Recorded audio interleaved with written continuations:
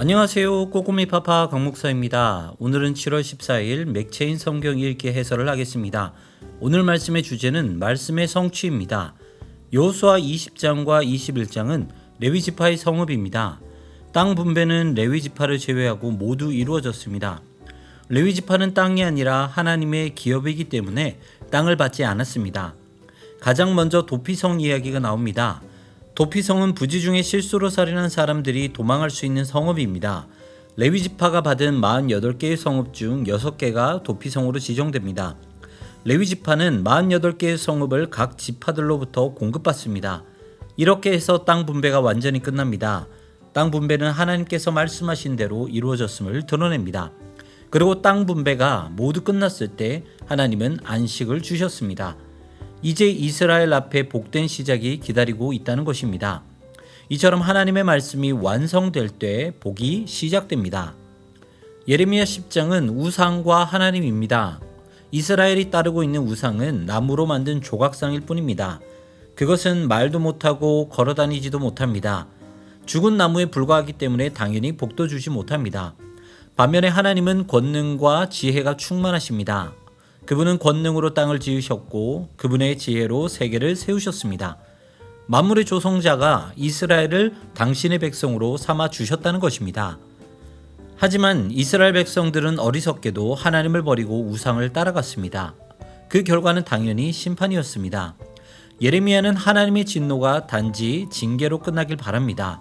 사람이 만든 모든 것은 우상입니다. 오직 하나님만이 참된 신이십니다. 그리고 그분을 섬기는 자들만이 복된 자들입니다. 사도행전 1장은 하나님 나라의 출범식입니다.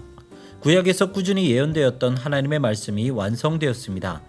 부활하신 예수님께서 왕으로 승천하셨습니다. 그분께서 처음 오셨을 때에는 초라한 행색이셨지만 다시 오실 때는 영광의 모습으로 오실 것입니다. 예수님의 승천을 목격한 제자들은 모여서 기도합니다. 그러던 중에 베드로가 일어나 12제자를 세우자고 제안합니다. 그리고 추천을 받고 제비뽑기를 해서 마띠아를 선출합니다. 본문은 하나님의 말씀이 남김없이 이루어진다는 사실을 말해주고 있습니다. 앞으로도 하나님의 말씀이 이루어질 것입니다. 그리고 그 말씀을 통해 하나님 나라가 세워질 것입니다. 마태복음 24장은 종말에 대한 예언입니다. 예수님은 다시 유대인들이 자랑하던 성전이 완전히 무너질 것을 예언하십니다. 예수님의 예언은 이스라엘의 멸망과 세상의 멸망에 관한 것입니다. 특히 이 세상의 멸망과 관련하여 많은 것을 예언하셨습니다. 거짓 그리스도가 올 것이고 난리가 일어날 것이며 전쟁과 기근이 계속될 것이다 예언하셨습니다. 그 모든 것은 천국 복음이 땅 끝까지 전파될 때 마무리가 될 것입니다. 그러므로 성도는 정신을 차리고 끝까지 견뎌야 합니다. 그리고 항상 준비되어야 합니다. 충성되고 지혜 있는 종이 되어야 합니다.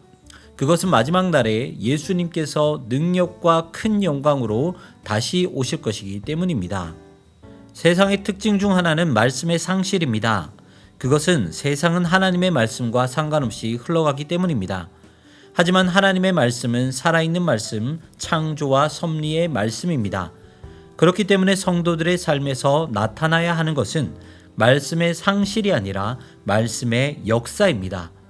오늘은 말씀만 살아 역사하는 하루가 되시기를 소망합니다. 오늘도 승리하시고요. 지금까지 꼬꼬미 파파 강목사였습니다. 내일 다시 만나요.